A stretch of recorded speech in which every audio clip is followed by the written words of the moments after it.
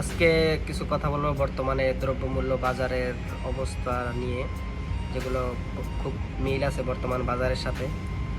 তো শোনেন আপনারা, গল্পটা অনেক ভালো, আমার নিজের কাছে অনেক ভালো লাগছে, আপনাদের কাছেও ভালো লাগবে। দ্রব্যমূল্য ঝগড়া করে কাহার বেশি মূল্য, আদা বলে কেউ হবে না আমার সমতুল্য। আমার মূল্য ঊর্ধ্বে ওঠার গতি এতই তেজি, 2-3 লাফে হইছি আমি 300 টাকা কেজি। এলাচ বলে দেখো দেখো কয় কি বোকা আদা, আমার দামটা আজও বোধ হয় জানে না এই গাধা। কান খুলে শোন পাগলা আধা, শোন রে বোকা হাবা, দামের জন্য সারা দেশে এলাচ সবার বাবা। পেঁয়াজ বলে বোকা এলাচ রাখো তোমার গল্প, তোমার দামটা বেশি হলেও লাগে তোমায় অল্প।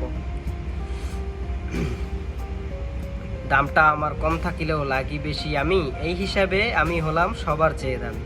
সয়াবিন তেল উঠে বলে হায় রে বোকার দল, আমি থাকতে তোরা কেন ঝগড়া করিস বল। 80 থেকে 200 হয়েছি মাত্র এক রাতে, কান্নাকাটি করেও তোরা পারবি কি তার সাথে। সাদা চিনি বলে ওঠে তোরা ঝগড়া জাটি ছাড়, চাওয়ালারে জিগাও গিয়া মূল্য বেশি কার। তো গল্পটা সবার কাছে কেমন লাগলো অবশ্যই কমেন্টে বলে যাবেন।